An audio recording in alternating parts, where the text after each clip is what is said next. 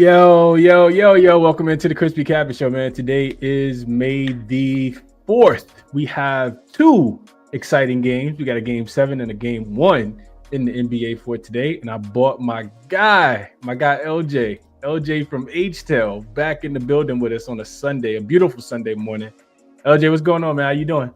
Hey, man, I'm doing great, Chris. Thanks for letting me come on once again, talk some NBA with you because, my Houston Rockets are in a game 7 tonight. So I had to come on the screen and talk it out with you, man. So, hey, let's see if we can get these people some money today. Yeah, no, absolutely. That's what we're here to do. Let's jump into it. So yesterday, I let my series bet ride, which was the Clippers on the money line. That was a losing proposition, man. Clippers pretty much got embarrassed. They kept the game close early. Actually had the lead at the beginning of the first quarter, but it didn't work out for them. I think, in my opinion, the role players played better than I expected, which led, to Nikola Jokic and Jamal Murray not to even have to have big days at all. If you had a chance to watch the games, Game 7, James Harden was, a thing again as well. But you just saw like a lack of energy, it felt like, from the Clippers perspective. Just not being first to the loose balls, giving up more offensive rebounds, not protecting the basketball, a lot of turnovers. And shout out to Russell Westbrook. He, was a key contributor in me losing some money yesterday. But I let the series bet ride. We did split that up nicely, so it wasn't a humongous hit because we had 0.35 units on the plus 150, and we had 0.65 units. The other, part of the unit was on the Clippers plus 1.5, and we did plus 1.5 in the series game, and we did cash that after they won game 6. So just a small quick recap for me yesterday. I didn't go official with any of the player props that we talked about on the show, but they did go 2-1. James Harden went up and over his assists, so that would have been a loser. I like the under.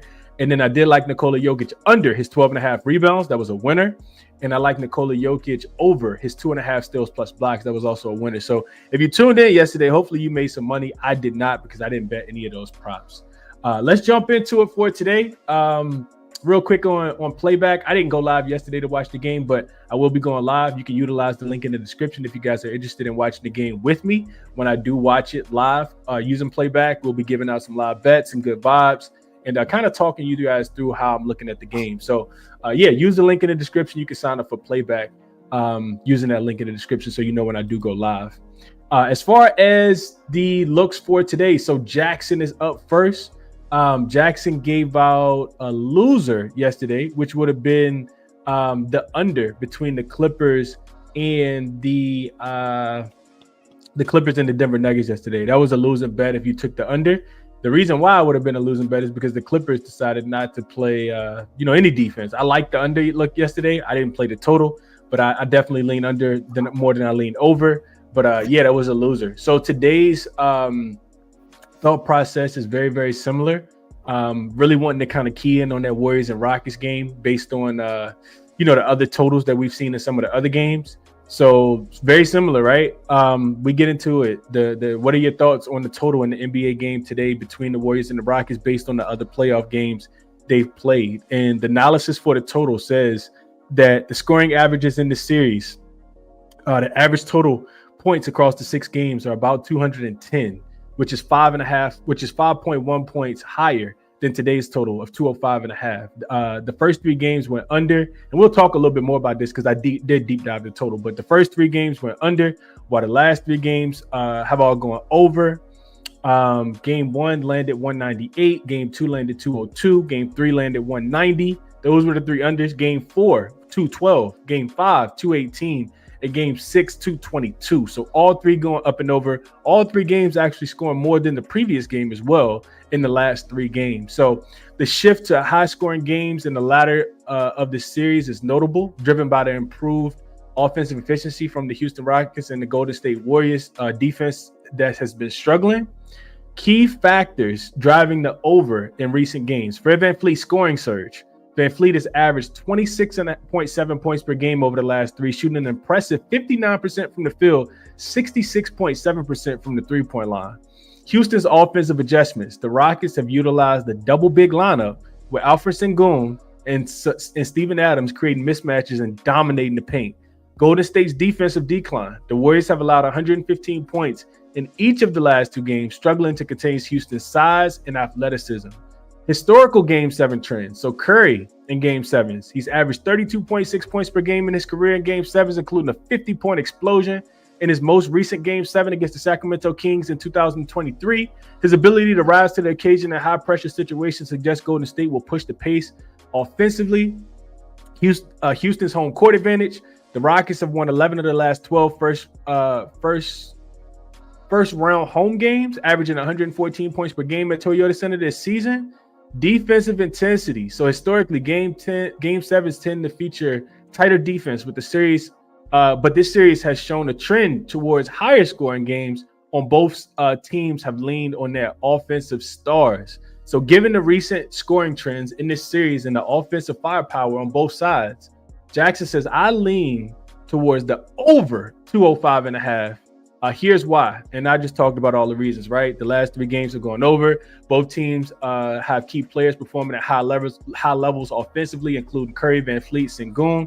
The Warriors' defensive struggles and Houston's home court advantage suggest another high-scoring affair. So jaXon likes over. jaXon has not been right on these totals recently, but jaXon likes over 205. And it looks like 205 is the best number you can get on Caesars right now at minus 110 is what jaXon is telling me. So yeah, if you like those analysis, check jaXon out. There's a link in the description, as there always is, to get 50% off of whatever tier that you are selected. You can use it for player props, WNBA. There is a game today in the WNBA as well. MLB, sides, totals, player props, you name it, team totals, over, under, you name it. Strikeout props. jaXon got a little bit of everything. So check jaXon out if you're interested. Let's jump into it for today. LJ, we'll start off with this Pacers and Cleveland game. This is not rotational order. Rotation order would say we go with Golden State, Houston, but let's go in the order that these games will be played. So we got a 6 p.m. Eastern Standard Time game, and then your Rockets will be at the crib looking to close out the Warriors at 8:30 p.m. Eastern Standard Time. So question here, LJ, is we got the Pacers and the Cavs. This line opened, I think I saw some 7.5 out there. It's up to 8 now. And it actually touched 8.5. Now it's come back down to, it looks like about a flat 8 across the board. The total has only moved one way, and that's been up and over.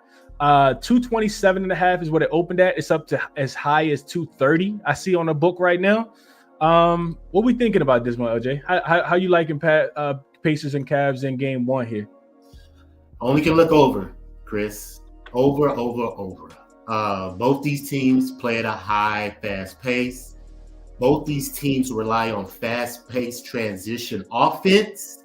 But I believe it's going to come down to whoever can make the big play at the end of the game. Because on one side, we have Cleveland. We have Donovan Mitchell.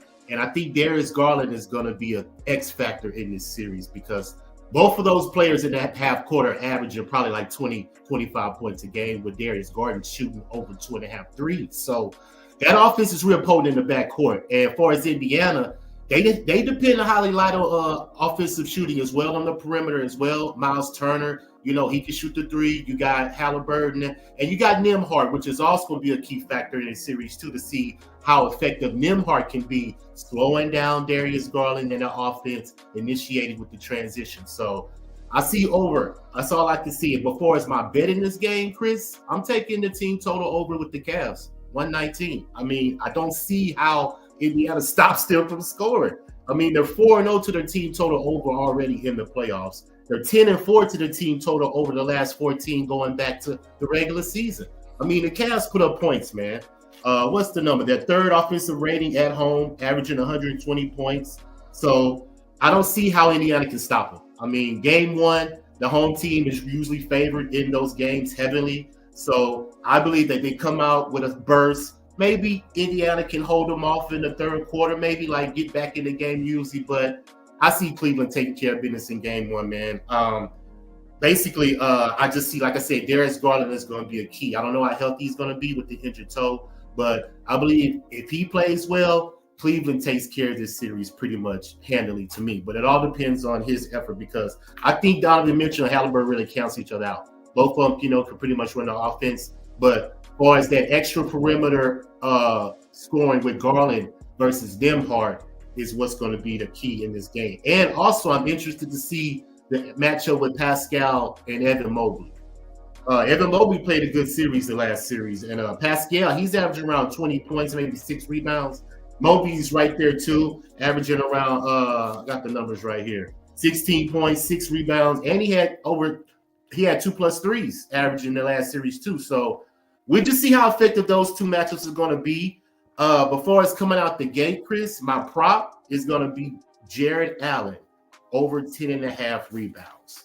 And the reason why I'm taking this prop is because Indiana is at the bottom of the league, ranked 28th in rebounding, Chris. Offensive rebounding, they ranked 29th. So I believe the Cavaliers can get extra possessions on the boards, and I think they can limit Indiana from offensive rebounding as well. Keep them limited to one shot. So if Indiana can be efficient and shoot the way they shot in the last series, because I believe they shot 50-40 against the Bucks, 50% from the field, 40 from the three. So if they keep that up, man, we'll have a good series. But other than that, the lack of rebounding that Indiana lacks, I believe the Cavs can take advantage of that with Allen and Mobley. But as far as the prop today, I'm going to take Jared Allen over 10.5 rebounds. And as far as my play, I'm going to take the Cavs team total over 119. Okay. LJ got some looks, man. He likes the Cavs up and over. Their team total, kind of staying away from the spread, and it sounds like he likes Jared Allen to go down there and clean up on the glass. And I couldn't talk you off either one of those looks. I think you're looking at this game in the right context as well. So let's start with this. I'll give you guys a little preview of just a little historical context, both from a series perspective, which is what we've seen so far in the 4 games that we've seen these two teams play, and then also matching the teams up on the floor type of thing. So I'll start with this. The Pacers finished the regular season just 19 and 23 against the spread on the road. So they weren't a profitable road team. As a road dog, though, however, they played a lot better. The Pacers are one of those teams that never really could take care of they just always play down to their competition, in my opinion, LJ. And we saw this a lot this season. I mean, they went through some spurts where, they looked really, really bad. I remember when they couldn't cover a game. I think they went 0-10 against the spread. They were dealing with some injuries during that time.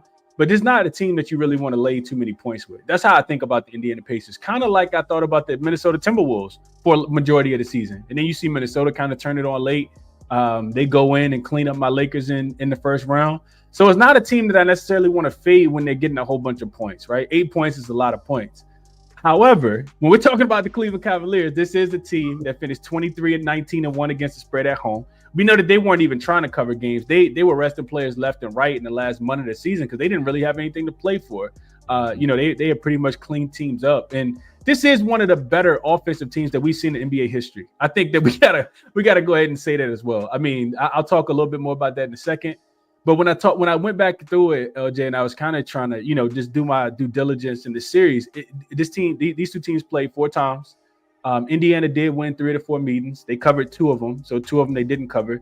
But 2 of them were meaningless, right? They played on April the 10th and April the 13th. So within the same week. I think that was like a Thursday and a Saturday, or a Tuesday and a Friday, or something like that.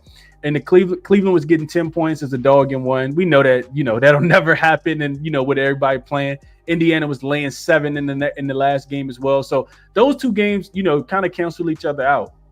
I think we could take those games. Donovan Mitchell, Darius Garland, a lot of the starters didn't play in those games because, Cleveland had things kind of wrapped up. So I don't think we could use any of that. The other 2 games were split. The Pacers won 1 as a dog, and the Cleveland Cavaliers won 1 as a favorite. They ended up winning the game. I think it was 127-117. So I kind of looked away from all of those. But when I think about, the Pacers and the, kind of matching these 2 teams up on the floor, the one thing that jumps out to me is one of the advantages I think the Pacers had in the last series is that, the injury bug, first and foremost, right? The Bucks weren't, necessarily 100%, but also they had this in their pocket too, LJ. They're a team that can defend the 3-point shot. I think a lot of people get lost in the sauce with that. The Pacers were 5th this season in opponent 3-point frequency. They do a really good job of running you off the line and making sure you use your bigs. Now, Cleveland is a team that has shot the 3-point shot really, really well. They relied on the 3 a lot. They finished 3rd in frequency, 2nd in accuracy. I mean, this was the one of the greatest offenses, like I said, that we've seen so far. So when we think about this from a series perspective, it's like, how well will the Pacers be able to defend the 3-point line? That's what this is going to come down to, in my opinion, because Cleveland wants to score a lot of points there. I do think that neither one of these teams are great rebounding teams. Cleveland finished 15th, which is right middle of the pack as far as offensive rebound percentage, and the Indiana Pacers finished 18th. So they allow a few more than the league average as far as offensive rebounds allowed. The Pacers' second worst offensive rebounding team as far as them grabbing offensive rebounds, and the Cavs gave up a ton of boards. They finished bottom 5 in opponent offensive rebound. I'm sorry, bottom 6 in opponent offensive rebound percentage. So these are two teams that neither one of them really are a great rebounding team. I would give the slight nod, like you said, to Jared Allen and Evan Mobley being probably the better two rebounders on the floor. So, and we'll see how much tenacity and, grit means, as far as the series goes on. So now we transition to just a couple of trends I looked at. First one was home favorites in series game 1 of the second round. Those teams typically win 55-28 straight up, 43-39 and 1 against the number. That's about 52.4%, which says Cleveland wins and covers, but 52.4 not going to be enough for my money. If the home favorite, LJ, is laying more than 2 possessions, so I looked at this, right? Second round, series game 1, if they're laying more than 5.5, so the books have them anticipated to win the game by 2 possessions, that's when the trend starts to get stronger. 30-17 against the number, 63.8%. That's not something that I really want to fade. I do think that the Cavs are the better team. I do think that they win this series. I'm not going to say comfortably, but I do think I would probably lay the series spread with them, because I do think the Pacers will struggle in this series just to contain all the offense that they have. So where does that land me as far as a play in the game? I agree with what LJ said. I think it's Cavs team total over 118.5, and I think it's over for the full game. You can get a over 229 at -112 over on FanDuel. A couple things here. So the Pacers finished the season, like I said, 12-10 straight up, 13-9 against the spread when they were road dogs. So they were profitable covering as a road dog. But more importantly, as far as the over goes, they were 16-6 to the over as road dogs this season. Allowing north of 118 points, which is right where this Cavs team total sits at. Cleveland, on the other hand, 26-16 to the over as home favorites.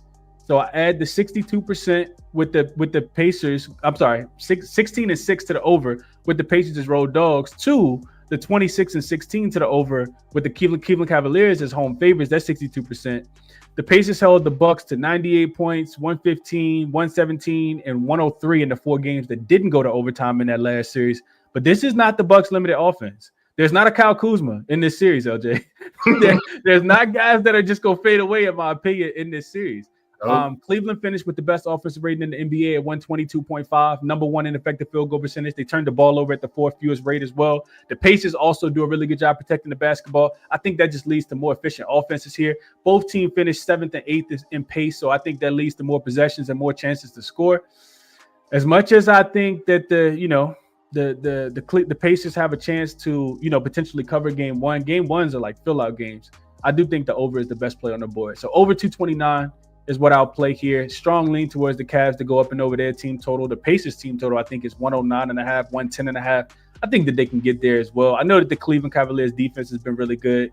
The only way I think the Pacers don't score, get to their team total is if they get absolutely dominated on the boards here. But I expect a fast-paced game up and down the floor. I agree with this total going up. Like I said, 229 all the way up to 230 on the book. This open 227.5. I probably should have got it in there. But yeah, 2.5 points or 2 points. I think we see a fast-paced game as these teams try to fill each other out, LJ. So I'll go there. As far as this game goes, I like the over or just the Cavs team total over. I haven't bet either one yet. I do want to go through a couple comments, but I do want to take just a quick second and go over to Outlier really, really quickly, just to kind of look through some of these player props. I know LJ mentioned real quickly. Let's see if we can do this. All right, cool. There we go. So LJ mentioned Jared Allen over his boards at 10.5. So you can see that, throughout the full season, he has been under this number. So the number's inflated for a reason, you could say. 43% of his games he's hit the over. Last 5 games, these are the these are the 4 playoff games that he played here. He didn't play, of course, in this last game against the Indiana Pacers. This was the last regular season game, but remember they swept the Miami Heat in the first round. So these are the 4 games that he played. Miami's also a team that struggles to get rebounds. So 16, 14, 16, and 15 rebound chances in those games. We can look at head-to-head matchup. We can see that he has struggled to get those boards in 3 of the 4 matchups that he played, but we also got to go down here and look at his minutes too, right? Mm-hmm. The game that he played 38 minutes, he also had 13 boards. Then 25, 32, and 15, which I'm expecting him to play. I would expect more 38-ish. He should land up and over the 10.5 board. So I like that look from LJ. Real quick, as far as comments go, I think I saw one that I flagged. True, right here. He says, peace, Chris. Tyrese Halliburton double-double. Mobley over his rebounds. And Thompson over his points plus rebounds. So let's go through the Tyrese Halliburton double-double look real quick. So we go back out, and there's a link in the description if you guys are interested in checking JaXon out. Let's go back to look at Holly real quick as far as his double-double. LJ, while I'm pulling this up, any thoughts on Tyrese Halliburton, his assists, his points, or the double-double? What you think about it? I mean, if he's going to get the assists, he is going to get the double-double. So I usually look at the prop. If it's at 9.5 assists, then I'm just going to take the double-double because you can expect him to get 10 points. So I just focus on to see where they got that assist number at. But I'm just going to look to see the first game. I got to fill it out to see how they go respond and maybe jump on some later on in the series. But if I was looking at him, the assist would be the look. Definitely. Okay. So to Truth's point right here, Truth said he likes the double-double. You can see the last 5 games I like to look at this season, right? So this season, Halliburton has played in 3 of the 4 games. And you can see, if we come down here, you can see the potentials, 19 and 25 in 2 of the games. He only played 18.5 minutes in this game. This was the game that they absolutely smoked the Cleveland Cavaliers, 118 to 93. So if we're thinking that he's going to play about 35 minutes, 35 and a half, he has gone up and over the assist prop in both of those games. 12 and 10 assists on 19 and 25 potential assists. As far as recent form goes, we look at the last 5 games. We factor out, all of these are playoff games. So these 5 playoff games, Halliburton 12, 12, 10, 15, and 9 assists. So he missed it on the hook here.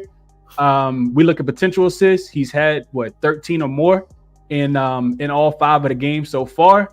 And we look at his minutes, 35 and a half over the last 5 games. I think this was the overtime game. Yeah, this was the overtime game that they won by 1, kind of boosting this number up a little bit, boosting this 35 and a half up because he did play 42 minutes in the overtime game. So I couldn't talk anybody off. I do think that the Cleveland Cavaliers, I always say this, if they have a deficit, if they have a deficiency, it is that their guards are not necessarily the greatest defenders. They have a much better rim protection type defense, in my opinion. So if the Pacers going to be able to knock down threes, I think that's also going to help them out as well. You can see here that there's point guards assists allowed. Looks like they give up the 11th fewest assists as far as Cleveland Cavaliers defense against the point guard position as well. So couldn't talk anybody off. A little Tyrese Halliburton double-double in this spot here. As we transition back and transition to the next game, I did want to go through a couple comments. LJ, if there's any that you want to talk about or you got thoughts on, just let me know. But definitely appreciate this look from Truth right here. Let's see what else y'all thinking about this in the comment sections real quick. Let's see. Cavs halftime and game winner for TKW. Okay. Joe says he likes the Pacers plus 2.5 in the series and plus 1.5. So thinking about, betting the series on the Pacers here. I'm not sure if he played it or not. Adam says he likes that Cavs team total at 119.5 at an alt line. Thinks that they score. Rob says he likes the Cavs to take care of business early, minus 4.5. Pacers team total under 110.5. Okay. Dom says he's riding with his home team. Played the Pacers plus 8. He likes the over 229. Okay, let's see. What up? I love us. Appreciate you for tapping in. Good morning, Jacob. Haven't seen you in a while. Hope all is well with you. Let's see. Dom says Cavs are good, but this is too many points. Okay. Let's see. TKW says people are forgetting how the Cavs looked when they were trying. That's a fact. I do kind of feel like that, LJ. I didn't expect the Cavs to sweep the floor with the Miami Heat the way that they did in those 4 games, man. This Cavs team looked like they got a lot to prove right now. I'm not taking the points right now. I respect the hell out of my guy, Dimes. I'm not messing with fading the Cavs right now. I'm not messing with fading them. They have, as bad as that series started against OKC, with OKC and Memphis, when OKC was dragging Memphis through the mud and, beating them by 50 and 30. The Cleveland Cavaliers beat the Miami Heat worse than we've seen any other team get beaten in a first round series ever in NBA history. It was the biggest point differential in NBA history. I'm not betting against that until I see some vulnerabilities, LJ. That's how I feel about it. I don't care what the spread is. I'm not messing with it, man. So, yeah, let's see what else. What up to my guy Ski? What up, Ski? Ski, you should was gonna be awake, man. I would have sent you the link, bro. You could have came through and talked about it. What Ski said? He said, I worry about Russ and the Pacers' ability to score at the rim. May end up attacking mismatches on switches with Siakam to get 2-pointers. So maybe Ski likes the little bit of an under look here, is what I gather from that. David says, Chris, if the Pacers want to win the series, they need game 1. Pacers cover. So he likes the Pacers to cover. What up, Mark? Hope all is well with you. Says driving, but like the Cavs look. I think over or at least Cleveland to score. I do think Cleveland's going to be able to score. Like I said, I do expect this one to get up and down too. So those are my thoughts on the game. I have not bet it yet. Good morning, Kristen. Hope all is well with you. Best of luck to you as well. Rick says game 1 will go over. Y'all overthinking this. This will pay off your student loans. Definitely not that I like to see at all. What up? Let's see what Joe got. Joe says, Chris, I found this. The Pacers this year in games with Nembhard and as a dog with more than 0 days rest, 15-9 against the number, 14-10 straight up, always green flag for me in the playoffs. Okay. Appreciate you, Joe. As always, bro. As always. All right. Let's push to the next one, LJ. Game 7 in H-Town. The Rockets are laying 2.5 points right now. It's consensus. Looks like the total is consensus at 205.5 as well. This total opened as low as 201.5, and it got bet up. It actually got bet down to 200.5, and then it got bet up to 205.5. And I'm somebody that likes to ride with the historic trends. At least before this season, game 7s, I typically like to bet the under at the beginning of, before the number gets, shot down. I couldn't get there with the under on this one, LJ. You still got to do the homework, in my opinion. I could not get there with the under. So I'm glad I stayed off because, like I said, it went down to as low as 200. And if you like the under, you like it a lot better now at 205.5 than you did before. But I don't think I agree with the total in this one, being bet down. I think it would be an over for me as well. But let's set the table here, Jay. We got a Rockets team that has covered 3 straight games. They've won 2 games in a row to force this game 7 at the crib. And the biggest factor, the biggest difference here, LJ, and Jackson kind of talked about it a little bit, has been their offense. Before game 4, they were shooting just 41% from the field, 33% from the 3-point line. All of the first 3 games went under as well. They scored 85 points in game 1.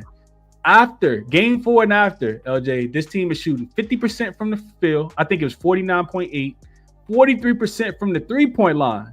The Warriors also can't stop turning the ball over. In games 1, 2, and 3, they averaged 22.5 turnovers per game, LJ. In games 4, 5, and 6, they coughed it up an average of 26 times per game.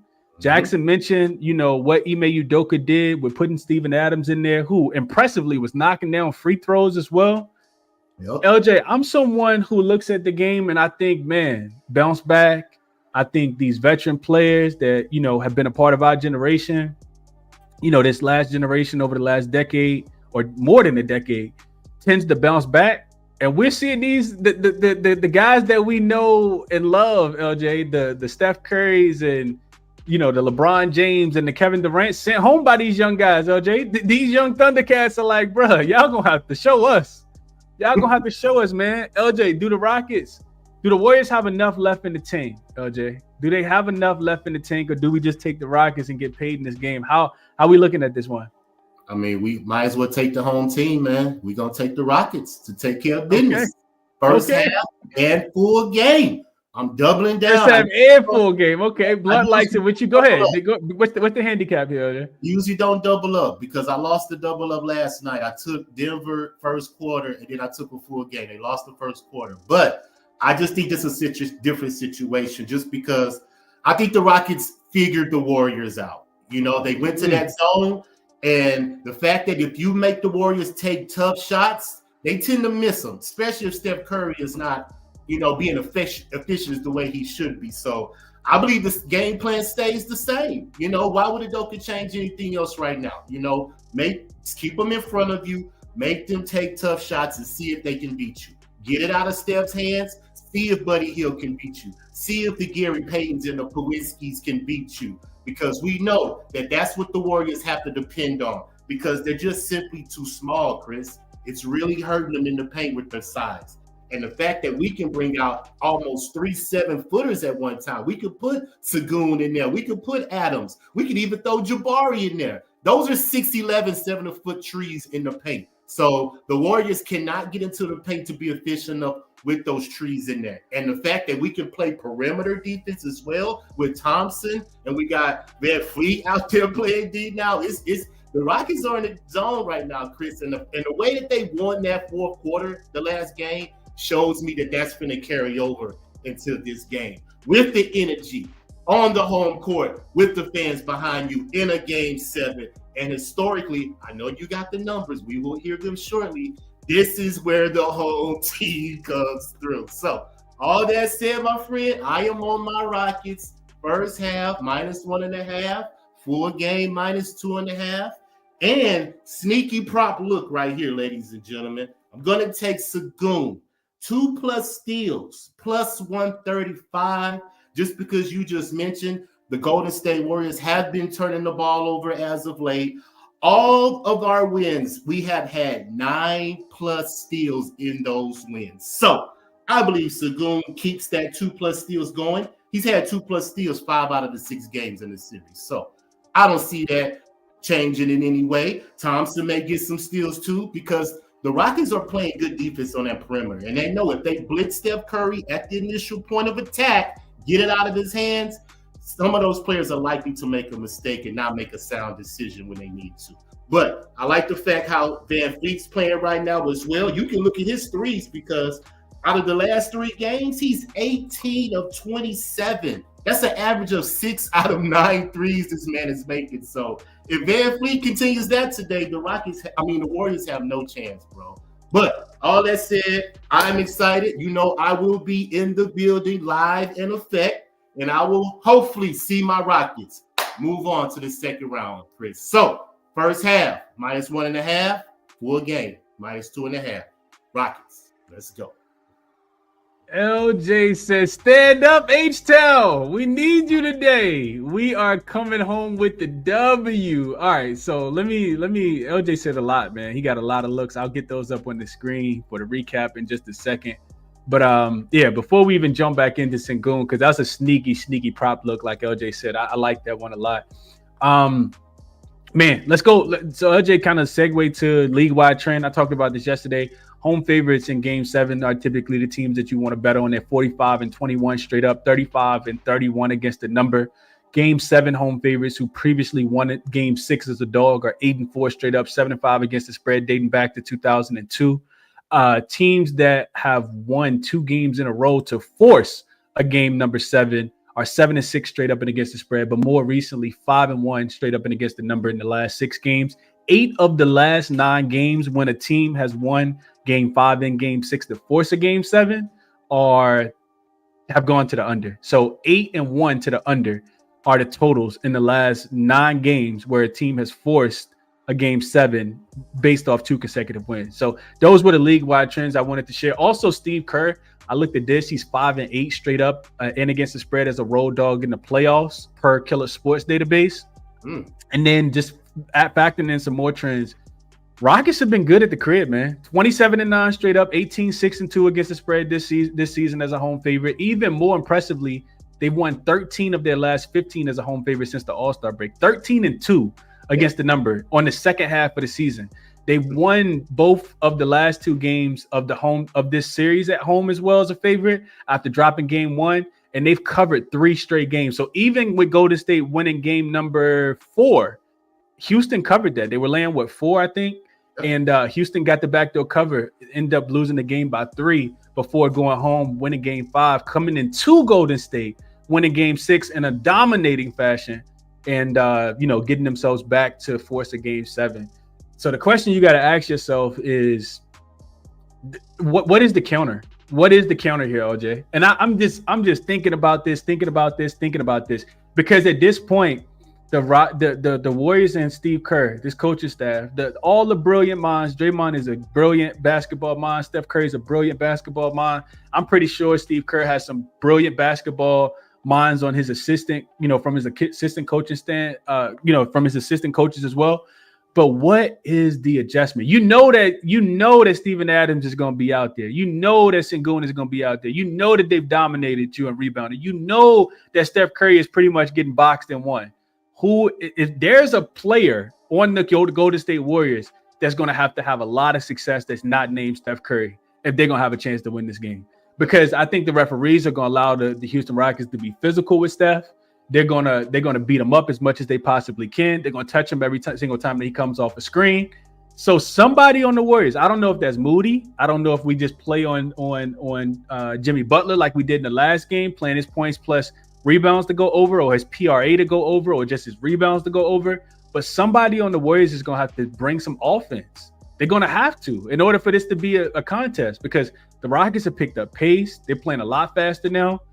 Like you mentioned, Fred VanVleet, I'll go back to it in just a second, but his 3-point prop has been absolute money. We got to remember, Steven Adams, Fred VanVleet, Uncle Jeff on the sideline. I talked about this is why I like the Rockets in game 6. They got some veteran leadership over there. Ime Udoka has actually coached the Celtics into the finals before. So it's not like they lack a lot of experience, and they also have a lot of youth on the sideline as well, man. It's difficult, man. I don't want to do it, LJ, but I feel like the Rockets are the right side, bro. I do not want to do it. I'm gonna keep it 100 with everybody on the show, man. I do not want to put my money on the Rockets, but I feel like they are the right side in this game, man. And of course, I would, split it. I would put it on the money line, just in case it is a 1-possession type game, which is what we expect. We expected that yesterday, and the Clippers said, "Nah, we're gonna lose by 20. We're gonna lose by 19." But I would, of course, put a lot more money on the Rockets on the money line if I wanted to play them here, and then I would play the 2.5 as well before a smaller play. It's difficult, man. It's difficult for me to know that the Rockets were, and I know a lot of people, I'm gonna go through the comments in just a second. I know people are gonna say Warriors, bounce back, they figure it out. And I'm not saying that it can't happen. It's difficult for me to not see the Warriors take that game serious. They knew how serious that game was in game 6, and to watch them just get obliterated, honestly. Like they couldn't really do anything in that game. They didn't cover the first quarter. They didn't cover the first half.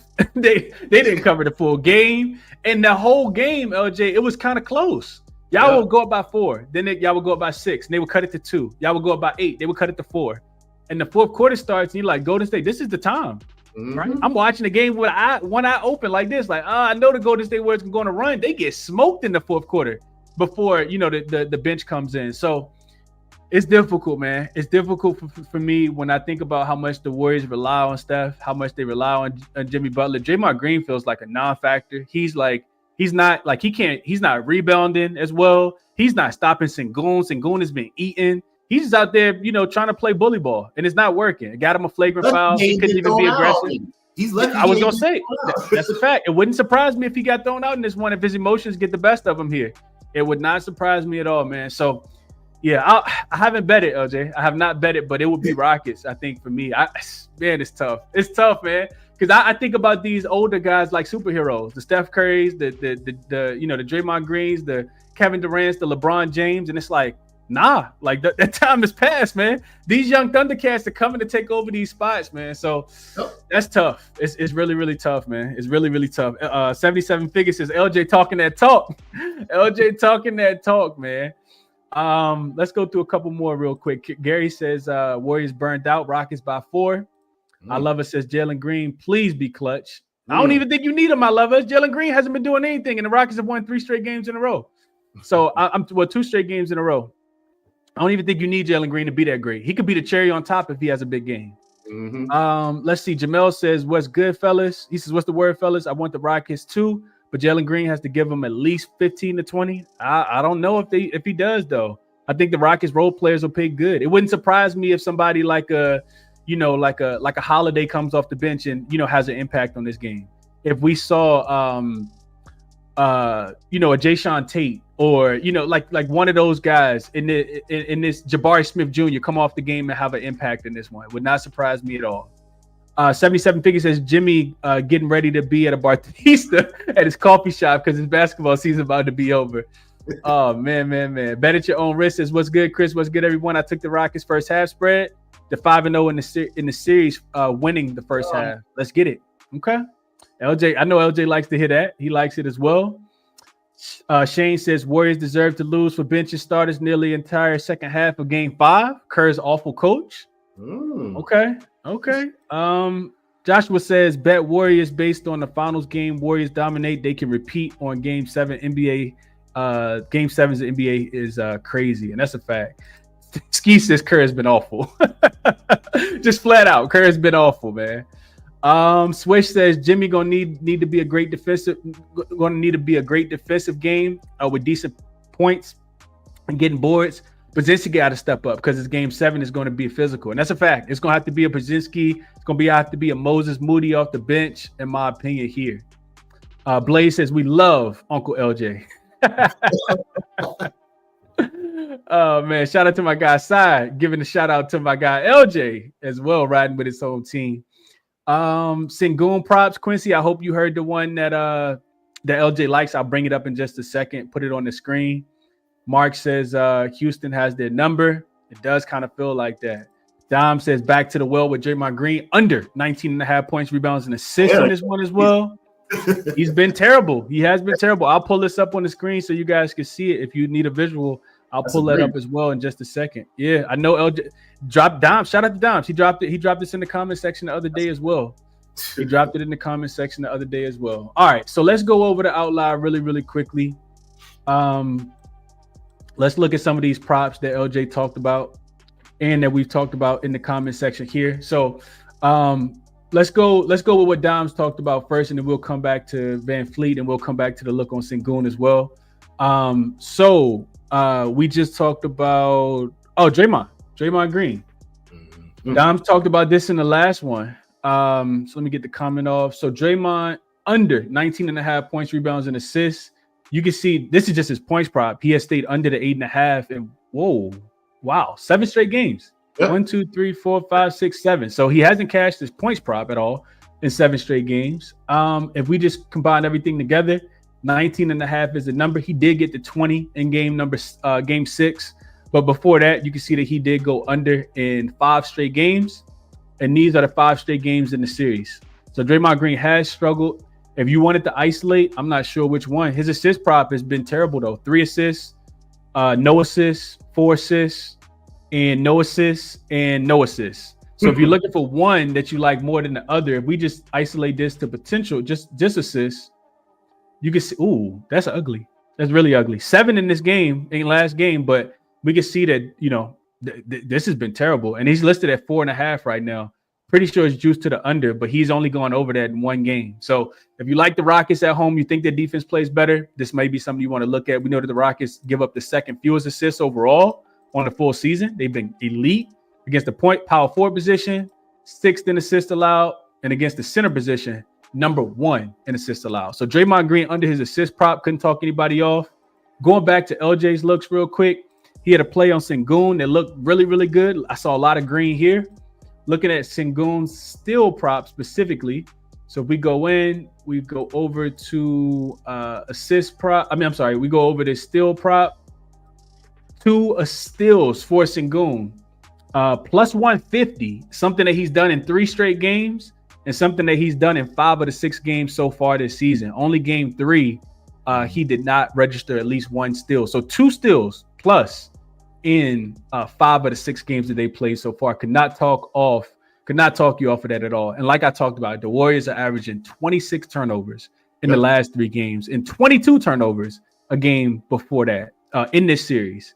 And then the other one was probably the savior. I mean, if there is an MVP in the series, I think it's absolutely got to be Fred VanVleet. You can just look at his points prop and see that. I mean, it's highly correlated, LJ. The Rockets lost, 3 of the first 4 games, and Fred VanVleet was down here in the red as far as his points prop. The Rockets have since won 3 straight games, 25, 26, and 29. The boys out there shooting the leather off the basketball. We look at his 3-point prop. It's sitting at 2.5 right now. It is used to the over at -137, but this is something he's done in 4 straight games and 4 to 6 games that he's played so far in this series. You can see here that the attempts are here. 9, 12, 6, and 9 in the last 4 games as well. So he's getting them up and he's shooting the ball pretty well right now. 39% over his last 10 games. If we just isolate this the last 5 games, we can see that he's shooting 51% from the 3-point line. Back-to-back 3 straight games where he shot at least 67% from the 3-point line. So VanVleet is on fire right now, man. If you're betting on him to go over, you're just betting on him to kind of keep it going. So I couldn't talk anybody off of those looks at all. I didn't really look at the game from a player prop perspective at all. But I think that, LJ, based on what LJ is saying, based on what Doms is saying in the comments, I like both of those. I think that they could both be really good looks. This look here, Draymond under his points, rebounds, and assists, Sengun over his steals, and Fred VanVleet up and over his 3-point prop, or just up and over his points prop. I'm not a Jalen Green guy, so I would only be looking right here with Robo Clock. Jalen Green got to be an under. No Y in his first name, but yeah, no, Jalen Green would be an under for me. And it's not to say that he can't have a breakout game 7, but not somebody I'm putting my money on here. I think we did a pretty good job, LJ. I really, really do, and I appreciate you for coming on today.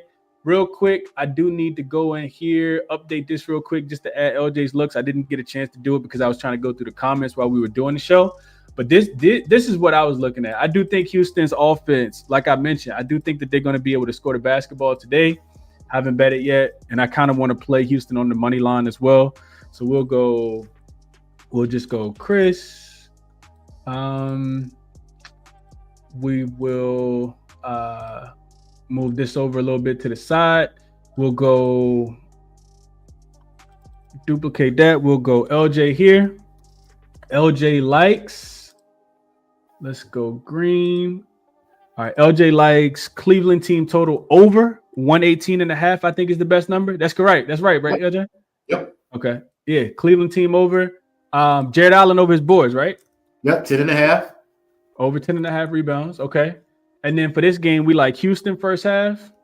What's that number, LJ? -1.5? Yep. Houston -2.5 for the full game?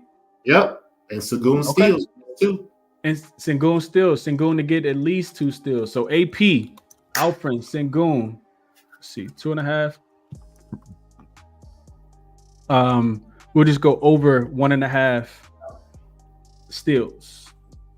And we'll change this to green as well. That will be the show for today, man. I do think that you guys have some really good looks as well. I do like the looks that were shared. I think going back to that first game, somebody shouted out, Halliburton double-double. I just haven't made a bet yet. I'm gonna let it simmer a little bit. We still got some time. Yeah, we got time. Yeah, we still got time. If you want the looks that I do make, I think they will come from this page in some form or way. If you like these looks, man, or if you want you want my looks, then use that link in the description to sign up for whatever it is that you do want to play in today's game. You'll get it by email, whatever looks that I end up playing. But Red are always plays that I have not made yet. They're just things that I'm kind of leaning towards for today's game. Best of luck on your action, man. Whatever it is that you guys are using, utilize the resources. They're all pinned in the description as well. jaXon, referral code ChrisBeCappinn, 2 P's, 2 N's. Outlier just showed you guys how to use that if you're looking at player props. Money Baller as well. Odds Jam, and there's also a link in the description where you guys, if you're looking for a sports book and you need one, you can utilize that link. If you sign up, that's another way of showing some support to the channel. Utilize that link if you're looking for new sports books. And like I said, just a lot of gratitude for people who have been doing that already. I do appreciate you all. And that'll be the show for today. We got 2 games tomorrow, 2 game ones tomorrow. One of them I bet already. The other one, I think I do have a bet that I want to make in as well. But we'll be back then, man. Appreciate you, LJ, for tapping in. Real quick before we depart, LJ, any departing words? Tell the people where they can find your stuff if they're looking too.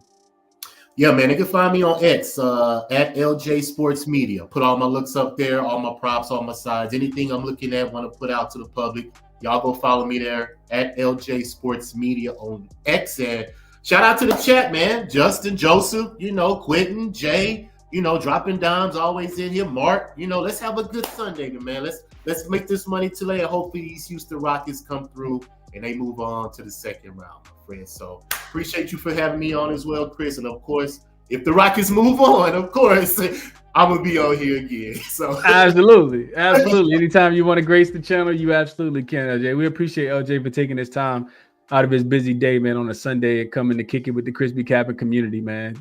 Show some love to my guy, LJ. Best of luck on all the action that you guys are playing for today, man. We'll catch you guys in the next one. We out, man. Enjoy the Sunday.